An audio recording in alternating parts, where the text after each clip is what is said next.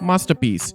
It's a word we threw around a lot in the gaming. We see the 9 out of 10 scores, we see the hype on Twitter, and we spend our hard-earned money expecting to have our lives change. But what happens when you boot up that game of the year contender and you're just bored? Ladies and gentlemen, boys and girls, welcome to Tech in a Nutshell, and in this video, I'm talking about the game that everyone seemed to love, but I just couldn't finish. Or worse, I did finish them and I wish I hadn't. Now before you roast me in the comments, overrated doesn't mean trash. It doesn't mean these games are broken, unplayable mess. Well, one of them was. It means the gap between the hype and the reality is massive. If you love these games, that's great, but after finishing all of them, I walked away more disappointed than impressed. I'm talking about bloat, I'm talking about style over substance, I'm talking about the games that forgot they were supposed to be fun. From robo dinosaurs to dystopian futures, here are the top 5 not so old games that I believe are vastly overrated. Coming in at number 5, let's talk about Horizon Zero Dawn. On paper, this game is perfect. It looks incredible on PC, especially with high textures. The concept is genius. Cavemen versus robo dinosaurs. The first time you see a tall neck walking through the mist, that is a genuine wow moment. But once the spectacle wears off, usually about 5 or 6 hours in, you realize something. You have played this game before. You have played it in Far Cry. You have played it in Assassin's Creed. Horizon Zero Dawn is the ultimate victim of the Ubisoft formula. Even though it's a Sony game, the loop is exhausting. Go to marker,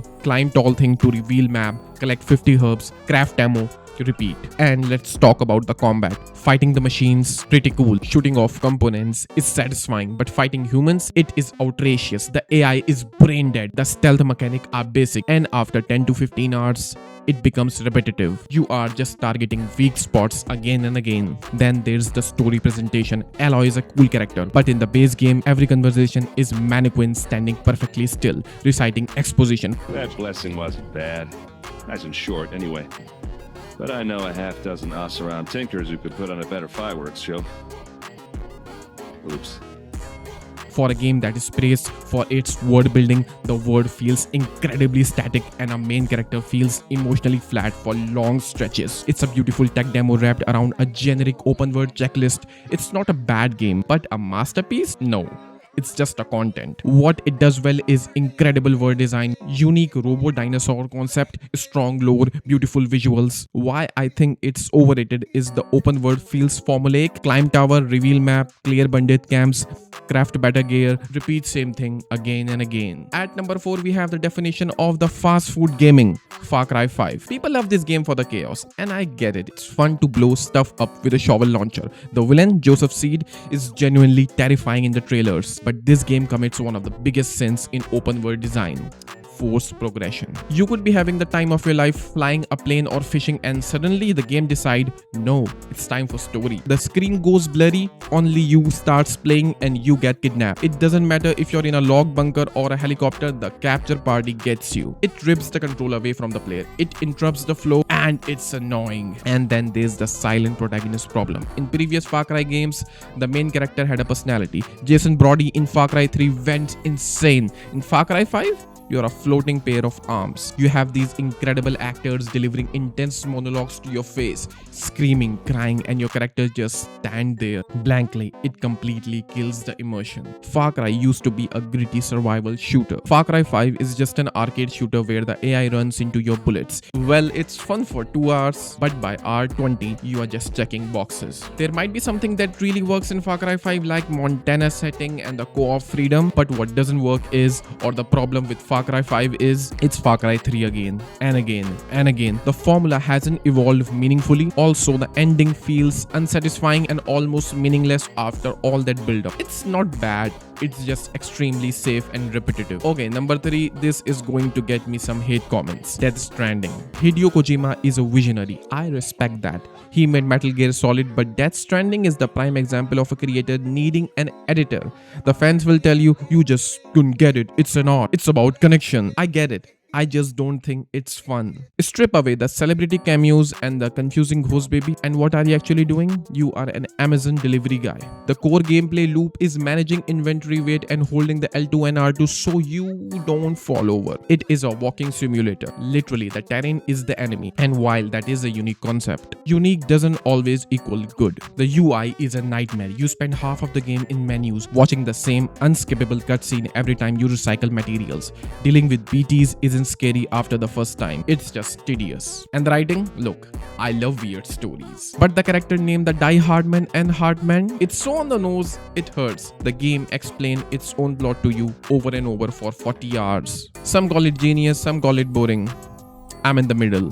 What it does brilliantly is the atmosphere, the soundtrack, world building, performance capture, but let's be honest, the gameplay is mostly walking, and yes, it's strategic walking. Yes, terrain management matters, but 60 to 70% of your time is delivering packages. The social stand system is interesting, but mechanically the game is repetitive, and unique doesn't automatically mean masterpiece. On number 2, the conclusion to the Survivor trilogy, Shadow of the Tomb Raider. I love the 2013 reboot. I really loved the Rise of the Tomb Raider, so expectations were high for Shadow and it just fizzled out. This one felt like the safest sequel ever made. The biggest problem here is Lara herself. The narrative dissonance is off the charts. The story tries to paint this picture of a traumatized Lara dealing with the consequences of her actions. She literally triggers an apocalypse at the start of the game. She cries about it, she feels guilty, and then around 5 minutes later, she's Rambo, murdering an entire battalion of mercenaries with zero hesitation. The game wants to be a psychological character study, but the gameplay is just a murder simulator, and the pacing kills this game. There is a massive chunk in the middle when you reach the hidden city of the Paititi, where the game just stops. You are forced to wear a specific outfit, you can use your weapons, and you run errands for the local. Lara, the world is ending, the apocalypse is here. Hold on, I need to find this kid's toy. It's boring, it lacks the tight pacing of the previous game, and frankly, it felt like a DLC stretched into a full release. It feels more of the same from the reboot trilogy. Lara's dark transformation was marketed heavily, but barely explored deeply. Combat takes a backseat, story lacks emotional punch, side characters are forgettable. It doesn't evolve enough from the previous entries. It's polished, it's safe. Sometimes too safe. And finally at number 1, the game that broke the internet, Cyberpunk 2077. Now I know what you're going to say. They fixed it. Update 2.0, Phantom Liberty. Yes, the game is playable now. It's not crashing every 5 minutes. But fixing the bug doesn't fix the core problem. The game is shallow. But the reason I think is overrated is expectation versus delivery. We were promised deep RPG systems, reactive world, living NPC AI, meaningful choices. What we got? Limited branching outcomes, mostly cosmetic dialogue choices, basic NPC routines, police system that felt unfinished. At launch, we were promised the deepest RPG ever made. We were told our life path mattered. But what we got? A 15-minute intro and then a montage. The game skips the most interesting part of the V's development. Whether you are a corpo or a nomad, you end up playing the exact same straight thug, saying the exact same lines. This isn't an RPG like Baldur's Gate 3 or Fallout New Vegas. Your choices rarely change the outcome of the story until the very last mission. And the Night City. It's the most beautiful empty cardboard box I've ever seen.